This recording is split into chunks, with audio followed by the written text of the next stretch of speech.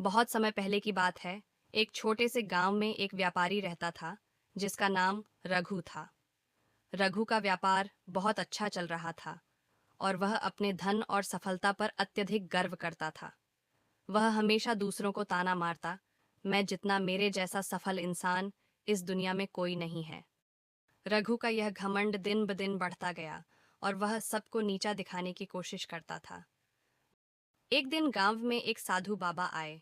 उन्होंने सुना था कि रघु बहुत घमंडी है और लोगों की मदद करने के बजाय सिर्फ खुद को श्रेष्ठ समझता है। बाबा ने सोचा कि इस घमंड को दूर करने के लिए कुछ करना चाहिए। बाबा रघु के पास गए और कहा, तुम्हारी सफलता सच में बड़ी है, लेकिन क्या तुमने कभी यह सोचा है कि यह सफलता तुम्हारे भीतर से आ रही है या ऊपर से? रघु ने हंसी उड़ाते हुए कहा। मैंने अपने बल पर यह सब कुछ हासिल किया है। मेरी मेहनत ही मुझे इस ऊंचाई पर लेकर आई है।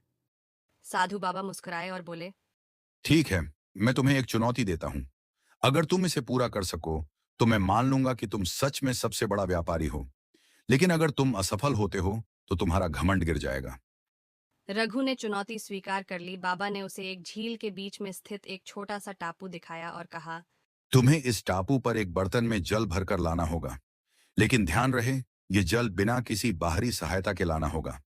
रघु ने इसे एक साधारण काम समझा और बिना सोचे जल लेने के लिए निकल पड़ा। वह रास्ते में बहुत गर्व से चलता गया, यह सोचते हुए कि वह किसी से मदद नहीं लेगा। लेकिन जैसे ही वह झील के किनारे पहुंचा, अचानक आंधी और तूफान आ गए। जल की बर्तन में रखने के बजाय वह असामान्य रूप से लड़ता रहा और जल का एक भी छींटा न भर सका। वह पूरी रात कोशिश करता रहा, लेकिन किसी भी तरीके से उसे जल का एक बूंद भी नहीं मिला।